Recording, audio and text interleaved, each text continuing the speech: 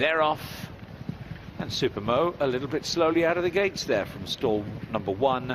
And next to him, Musica needs chasing along in the very early strides. Len's Legacy is the rank outsider of this field, but leads up early, heading towards the judge for the first time.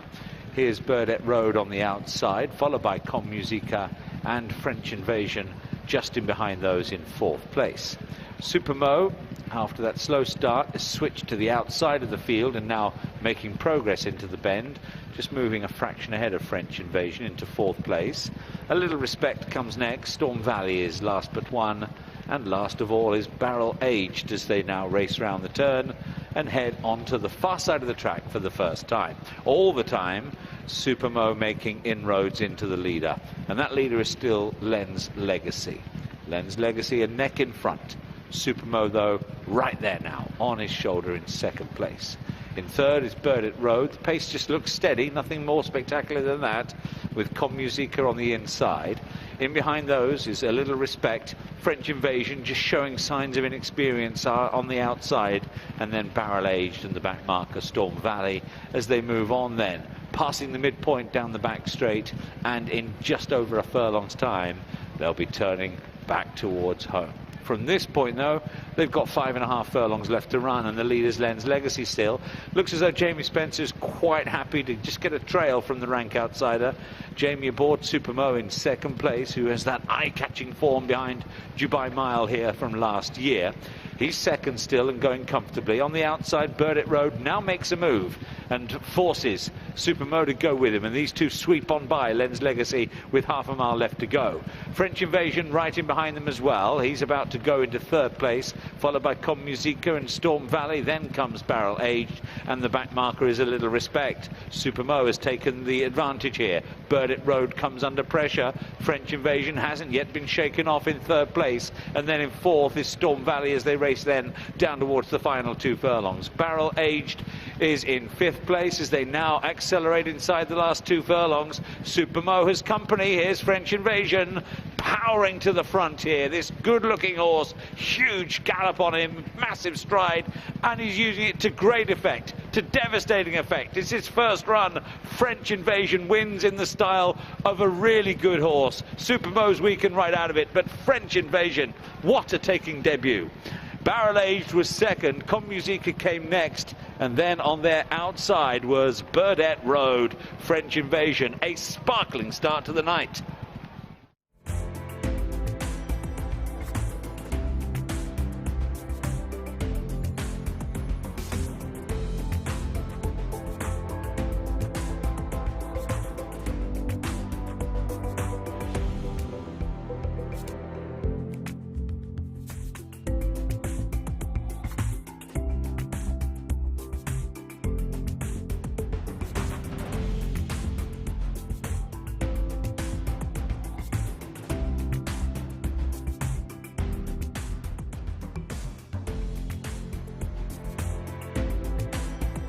He looked the part on paper, he very much looked the part on the track as well. Oh, he's a smashing horse. I mean, see the size of him. He's towered over every horse in that race.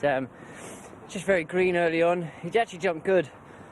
The horse on my outside just sort of came across a bit quick, and he was just caught on his inside. But once got him relaxed and travelling down the back, he just followed the other two, especially when the pace lifted, sort of 4 out, 3.5 out. We just picked up, and when the gap came at the cutaway, he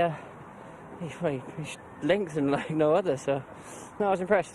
On profile, that injection of pace 4 out, that looked tailor-made for him. Exactly. Like we weren't dawdling, but we weren't going a proper gallop. And you know, a big horse like him needs to use that stride of his. And when the pace lifted, and we got stretching sort of as we straightened, and he got into gear quite well. Chance of a double in the next for the stable? Fingers crossed. I know nothing about it, so maybe speak later. Well done.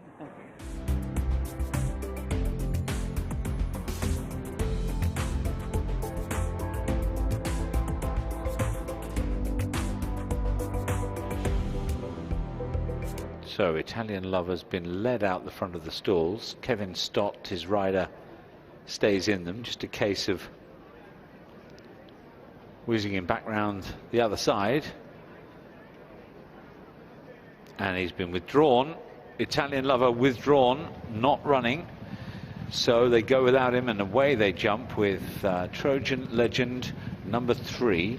Away very nicely with Blue Curaco, who made a good start as well. Grand Central sent right up on the outside, and Balmaha also very much in the thick of the early contention. Wide on the track, Twilight Kiss. That one's gone so wide from stall 11, staying out there. Greavesy held up in behind Ready Reckoner in the main body of the field. Loopy Loo is held up as well, and so too is Strike Alliance, the back end of the field. But Twilight Kiss, who stayed out wide, very seldom see those tactics here, even from a horse drawn high over this distance. But that's what he did, and he stays with the lead as they begin the turn back towards home. Twilight Kiss in front narrowly from Grand Central, Trojan Legend, Balmaha, followed by Loopy Loo now being driven along. They're followed by Blue Curaco, and after Blue Curaco, Strike Alliance. In front of Ready Reckoner in the back markers are Bernardine alongside Greavesy. Moving then down the straight, and up front, Twilight Kiss, chased by Trojan Legend over on the far side running rail. Grand Central comes next. Greavesy tries to make a run of it down the far side as Strike Alliance gets going as well, with Bernardine and Loopy Loo plugging on as well. It's a messy old race here. Ready Reckoner coming down the wide outside. Twilight Kiss faltering badly from the back. Bernardine's come through. With this one is Ready Reckoner down the outside. Greavesy and Grand Central as well. Bernardine doing just enough. As they race up towards the line, it is Bernardine from Ready Reckoner, Strike Alliance and Grand Central.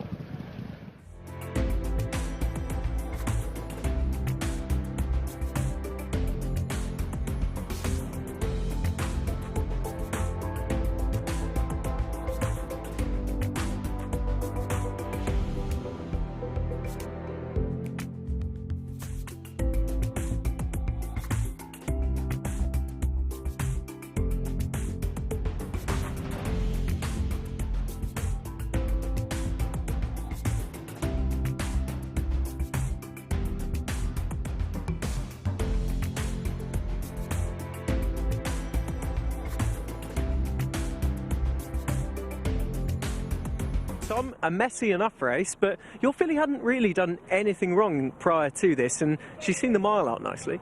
Yeah, we Dan said after the last one, Step Up and Trip will suit her, and owner Arthur Boyd Rochford, he'd been pushing to put her over a mile, and showed a really nice attitude there. So yeah, no, we're very happy to get a win on the board with her. Mixed pedigree as well, plenty of sprint influence, I should say, but in this type of race, when it's suddenly a pace injection where it really mattered, that actually probably played into her hands. Yeah, well, definitely. All the boys that breezed her, Eddie Linehan and Dan NYRA, they always thought a lot of her, and you know, we've always thought a bit of her at home, and it's nice to see that she's translated that to track. But obviously, being a breeze up, she showed plenty of speed in April there, and she's gone and shown a bit of that speed today, which is great. Post-race, you immediately think 3-year-old filly at this time of year, there's plenty of opportunities for her to keep going again. Would you be of that opinion for this filly in particular? Yeah, definitely. She's tough, she's hardy, you know, and she's just got a bit of confidence now, which is great. I just felt towards the back end of the year we were running her maidens and she was finding it difficult, whereas she's got a mark now and she's being competitive in her races, and you know, she seems to be enjoying her racing a lot more, and could be a type to improve a little bit more.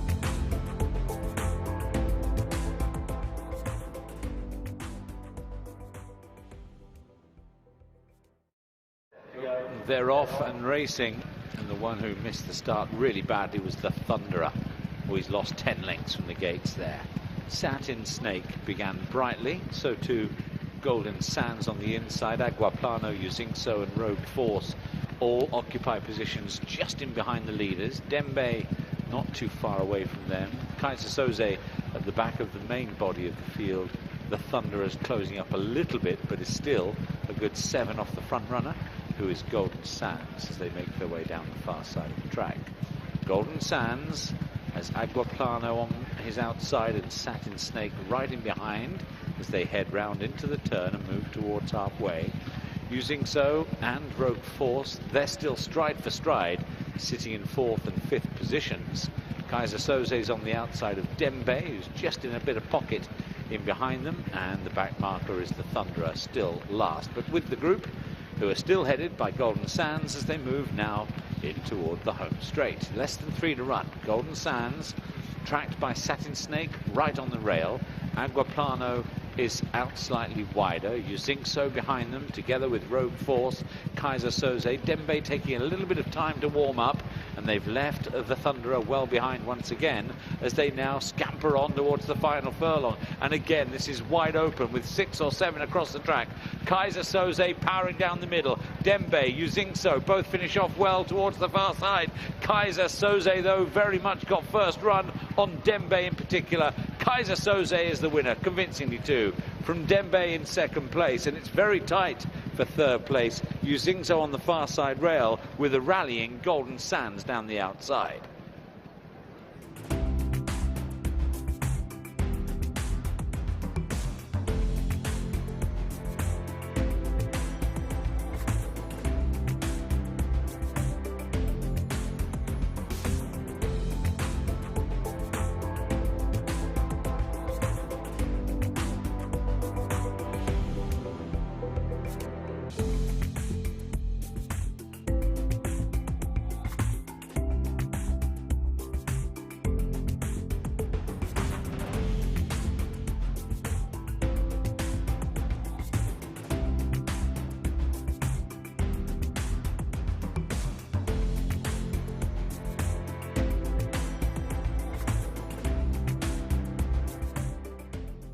Up with Novice. See, thank you. Set now. They're off and racing. One who is quite slow away was Majestic Charm, as Sean Levy sends Zoffany Portrait to an early share of the lead, together with What a Man. To the outside, Central Hall jumped from the gates nicely, and Kingdom Come just settles in behind the leaders right on the rail, but in a share of third, certainly no worse than that. Rum Not Red comes next. He's followed through by Highland Lass. The slow starter, back in touch, Majestic Charm, has just popped in front of Afternoon Tea, who is our back marker. The runners then head round towards the 4 furlong marker and passing it. It's What a Man with the slender lead, with Central Hall behind in second and Kingdom Come third. Zoffany Portrait now just being ridden along every now and then in 4th place. Rum Not Red is travelling okay, so too Endued. Highland Lass is against the rail next. Majestic Charm under the pump again on the wide outer, and Afternoon Tea waits for the cutaway. They head then down inside the final 2 furlongs. They spread out across the track. The leader, Central Hall, Endued making ground down the middle of the track, but perhaps more notably, Kingdom Come storming home now on the far side running rail and takes it up. Rum Not Red is the only other one in sight as Kingdom Come now eases clear. It's a lovely comeback run for Kingdom Come. Beats them hands down as Rum Not Red got up for second place. Central Hall was third, Endued was fourth, and the rest were beaten a long, long way.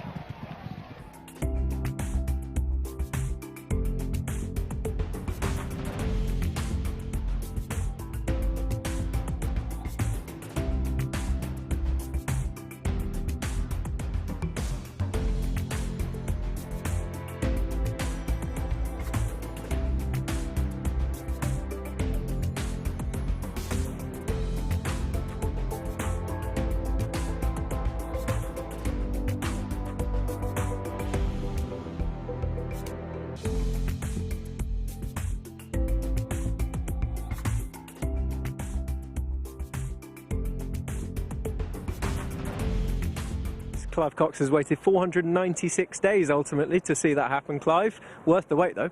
Yes, very unfortunate, and you know, he basically tore a ligament in his foot, which was most unusual, and so he missed all of last year because of that, and so yeah, he's been on the sidelines for a good while.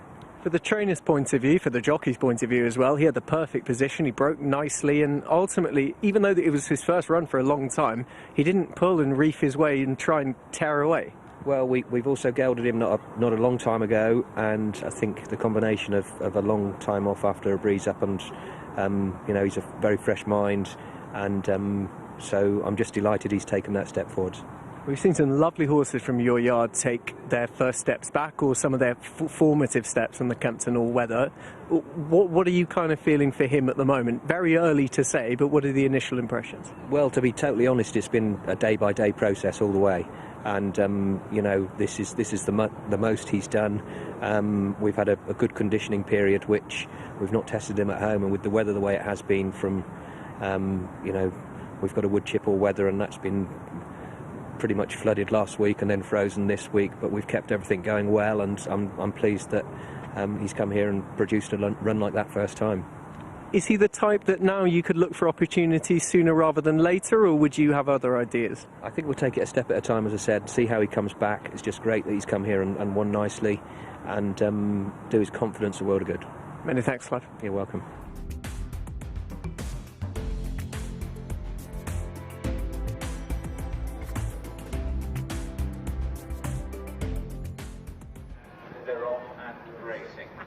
So they jump away with Tone the Barone starting well, Tinker Toy away sharply as well, Aramis Grey just in behind them, and Kiwano is staying out wider but showing plenty of speed as well.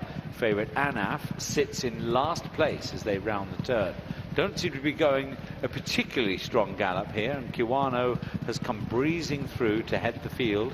4 rivals in behind, Tinker Toy in second, Aramis Grey third, then comes Anaf close up in behind them now, just relegating Tone the Barone to be last of all, but he's still well in touch as well as Kiwano heads back towards the home straight. Tinker Toy goes on the rail in second place. Further back, Aramis Grey. Anaf in a bit of a pocket there, needing to switch out as Kiwano just ups the ante, stride by stride. Tone the Barone on the wide outside with work to do. Kiwano now sees and hears Anaf coming alongside together with Aramis Grey, and it's all changed now. Anaf goes on by a length to Aramis Grey in second. Tone the Barone's in third place. Anaf has had a busy week, but a productive week, and goes on to win again. A double for Ross Orion. Anaf, convincing winner, beating Aramis Grey in second place. Tight for third, Tinker Toy and Tone the Barone, and Kiwano finished last of the 5.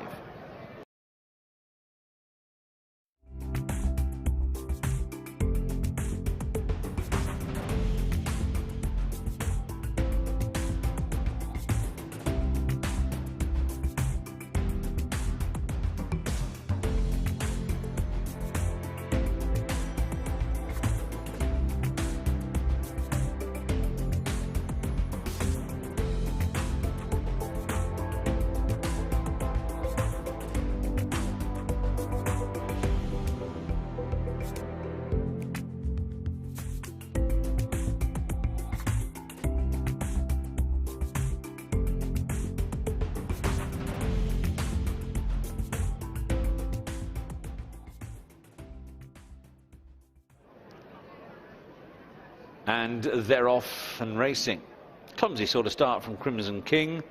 Blue Nose Bell was just slowly away, and away nice and sharply was Buxted 2, who disputes the lead early with Mil Milia, and now from a high draw, Angel on High is sent forward as well, and also Murhib, who came out of stall 11 out wide, is moving handier as well. So those two drawn highest of all, Angel on High, Buxted 2, Angel on High and Murhib, but now both being joined by Daniel de Ronda, who now becomes the latest new leader. Mil Milia in behind them in 4th place. Buxted 2 settles down in 5th.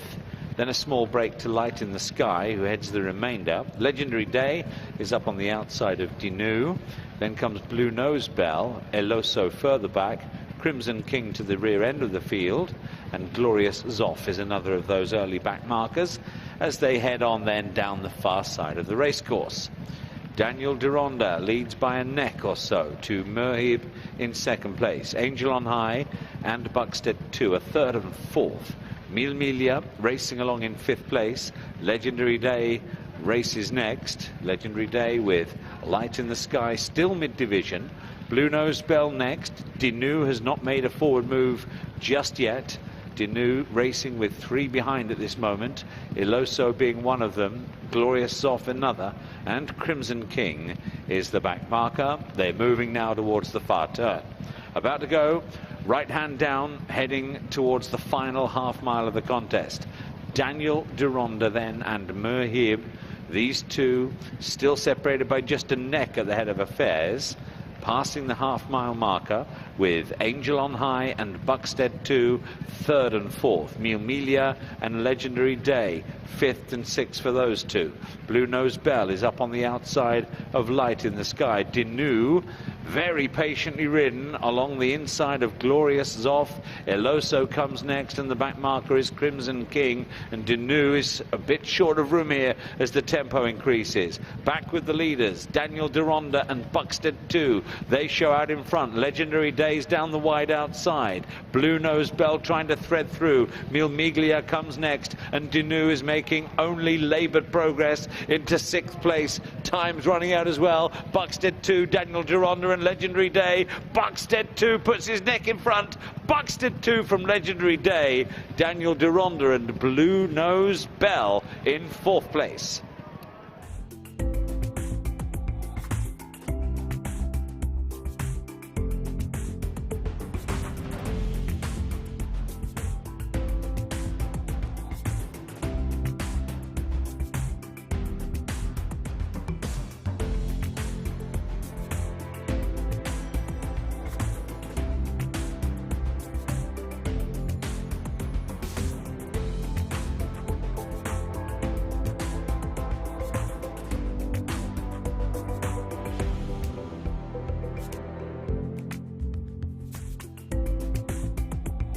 Me through the run there, Kieran.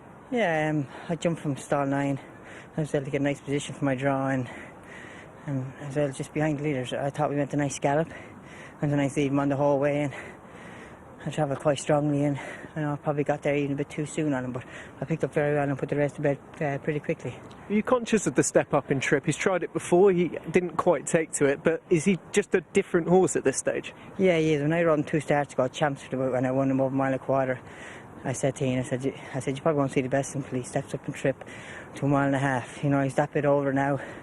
He's a little bit wiser, where he kind of settles in his race nicely, and then he finishes them off. He certainly finished it off really nicely, and I mean, it looked like a foregone conclusion coming into the following pole. Yeah, it did. As I said, I even got there probably a stride too soon on him, but you know, I couldn't pull him up till I got over to the far side, so I'm sure he'll get even further in time, but now I'd leave him at a mile and a half, and hopefully he can win again. Well done. Thanks.